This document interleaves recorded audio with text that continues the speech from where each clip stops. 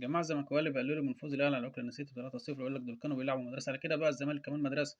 ما هو اخر حد كسبناه 3-0 قبل اوكلاند سيتي كان الزمالك يا حبيبي. وقبلها فوزنا على بيراميدز 3-0، وقبلها فوزنا عليكم برضه 2-0 في كاس السوبر في الامارات. كده بقى يبقى الزمالك كمان مدرسه. ما احنا برضه بنفوز عليكم ثلاثيات اهوت مرتاحين. وبعدين انت ايه تاريخك اصلا في كاس العالم؟ انت عمرك ما رحت كاس العالم، انت مره واحده بس اتاهلت وما رحتش. ما تلعبش اصلا، اسمك انكتب بالقلم الرصاص ولحد النهارده بتحتفل ان انت اتاهلت بس لكاس العالم من 20 سنه فاتت. وبقالك سنتين ثلاثه مش عارف تعدي من دور المجموعات في افريقيا وبتطلع حصاله. وبتحفل عليا وانا بلعب في كاس عالم وكسبان 3-0.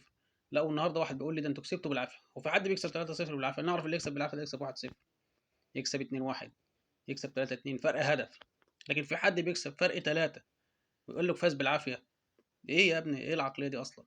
انت تاريخك كيف في كاس العالم؟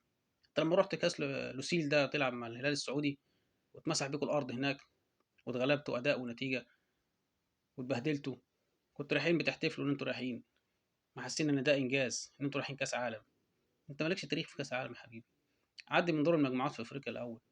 ما تعمليش حجه الحكام، تقول لي الحكام المصريين بيكسبوكوا وبيجاملوكوا. لما احنا الماتشات اللي بنلعبها بحكام اجانب بنكسب فيها. في كاس عالم بنكسب. ماتشاتنا معاكم بالحكام الاجانب بنكسبكم في افريقيا وفي الدوري وفي الكاس وفي السوبر.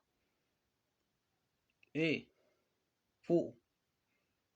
فوقوا واعرفوا تاريخكم كويس، واعرفوا الفرق بين تاريخ الاهلي وتاريخ الزمالك فرق كبير جدا. احنا بنشارك للمره الثامنه، 3 برونزيات. انتوا لسه ما عملتوش حاجه، لسه ما رحتوش. انتوا ما تعرفوش كاس العالم ده اصلا بيروحوه ازاي، ولا بتلعب فين، ولا تعمل فيه ايه. اخركم الدوري المصري هنا، انتوا محليين. يا ابني انت محلي، انت محلي بائس.